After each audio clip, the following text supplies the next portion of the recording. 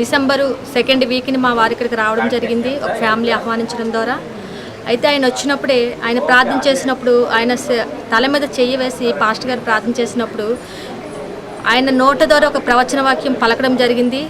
దేవుడు మీ పట్ల కార్యం చేస్తాడు, సరిహద్దులు విశాలపరచబడిపోతున్నాయని దేవుడు చెప్పినప్పుడు ఆయన మా ఇంటికి వచ్చి మళ్ళీ నాతో అది షేర్ చేస్తున్నప్పుడు చాలా ఆనందంగా ఫీల్ అయ్యారు.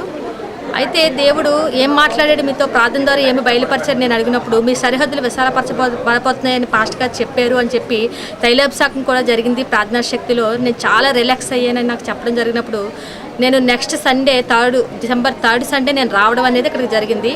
అయితే ప్రార్థన చేసిన వెంటనే నా మీద కూడా చేతులు ఉంచినప్పుడు ఇదిగో నువ్వు అస్వస్థతగా ఉన్నావు, నువ్వు రోగంతో ఉన్నావని ఎవరికి తెలియదు. ఈ విషయం అయితే నా భర్తకి నాకే తెలుసు. అయితే నేను వచ్చినప్పుడు నా మీద చేతులు ఉంచినప్పుడు నీవు అస్వస్థతగా ఉన్నావు, దేవుడు నిన్ను స్వస్థపరుస్తున్నాడు, నీలో తెలియని అలజడి ఉంది, ఆందోళన ఉంది, చీకటిని చూసినప్పుడు నువ్వు భయపడుతున్నావని అది కూడా చెప్పినప్పుడు వెంటనే నాకు విడుదల కావాలని పాస్టర్ గారు ప్రార్థన చేసినప్పుడు నేను వెంటనే విడుదల పొందడం అయింది. దేవుడు మా పట్ల 2 కార్యాలు చేశాడు.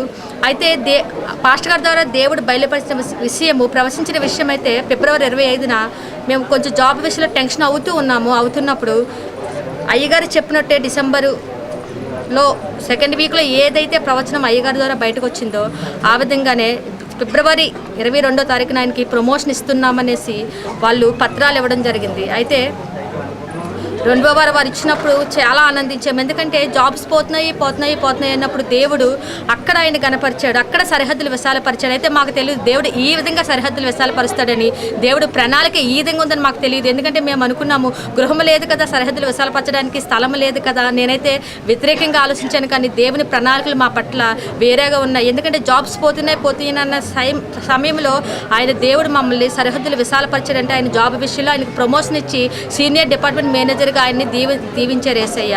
కాబట్టి ఈ ప్రవచనము అయ్యగారి నోటి నుండి వచ్చింది కాబట్టి ప్రవచించిన అయ్యగారికి, దాన్ని ఫలింపచేసిన అయ్యగారికి, యెహోవా దేవుడికి, అట్టి విధంగానే అది వాక్యం ప్రార్థనలో పెట్టి దాన్ని ఫలింపచేసిన దేవునికి వందనాలు.